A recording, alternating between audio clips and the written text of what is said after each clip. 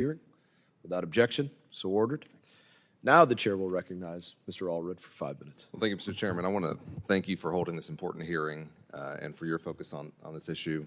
It is a bipartisan issue, and I want to thank our panel for joining us. And as a father of two young boys, I always say in all of my experience speaking with the families of folks who are wrongfully detained or hostages, I can only hope that I would go as far as I know all of y'all have gone, whether that's Deborah Tice, who for 12 years has been staying. I just met with her recently, or whether that's Malfine Fogel, who I also met with not long ago. Their commitment to their loved ones is inspiring to me and has, I think, remind all of us to keep going. Mr. Carson, I just wanted to begin with you and touch on our experience together, and thank you for the work that we did in trying to bring home Britney Griner. I want to just have folks out there who might be watching this to know that in all of our discussions about bringing home Britney, we also talked about Paul Whelan and Mark Fogel, that this was a situation where we wanted to bring everyone home. And in this setting, I think the most that we can say is that it required us to have a partner who would actually do that trade. And the focus that I think you and I had over the course of our conversations and the classified briefings that you and your team were kind enough to organize was the understanding that this was going to be an incredibly difficult swap at some point. But I think it says a lot about us as Americans that we are willing to make that swap, and also that we'll do anything to bring Americans home, and that we're going to keep working on bringing Paul Whelan and Mark Fogel home. And so I want to thank your team for their hard work in that regard.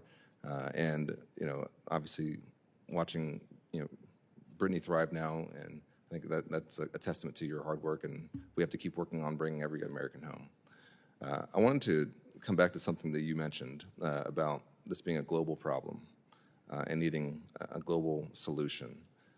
And if you could expand a bit upon that to give us some insight into what you think a broader response, pulling together all of our capacity, both with folks who we agree with and folks we disagree with, to try and set some standards and some rules of the road and bring to bear international pressure when hostage taking occurs or wrongfully detained occurrences. Congressman, thank you for that. Now, and I would like to say that it was an honor to work with you to bring Britney Griner home. I know you've also been working on Deborah Tice. And in fact, if I may out you, you've come to talk to me about cases that fell outside your jurisdiction. I think once you get involved in this business, you start to keep coming back to help. And I appreciate the broader support you've given us outside those who live in your district. I'd also like to say I appreciated your care for Paul Whelan, too. And you're right. Every time we talked about Britney Griner, we were talking about Paul and others. And so the enemy gets a vote, as we used to say when I was in the military. And sometimes you'll find the people that are holding our Americans, they get a vote, they hold the key to the jail cell, and it's a pleasure to work together with you to find the ways to break that out.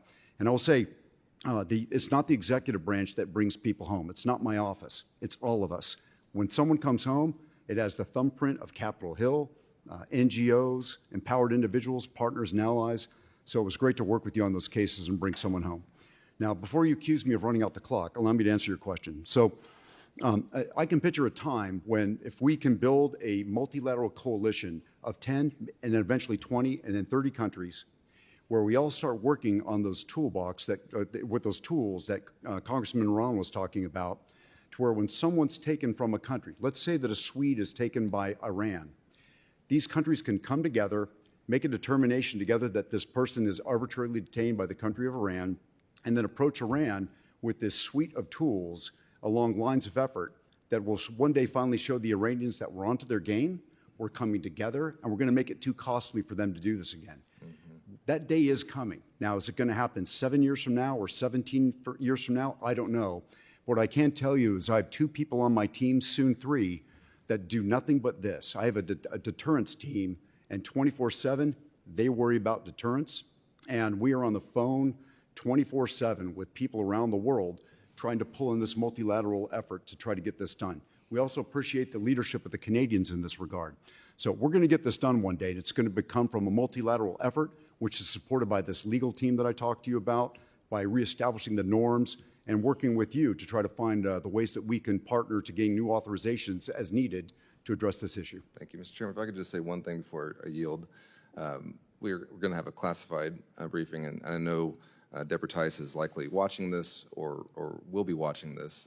And Director Mon, I just want to say that I'll have some questions specifically about Austin's case and hope that in the classified setting we can have a thorough discussion. Thank you. I yield back. Thank you, Mr. Allred. Chair now recognizes Ms. Sherfless McCormick. Thank you, Mr. Chairman. I would first want to recognize that the families who still have people who are detained, my heart goes out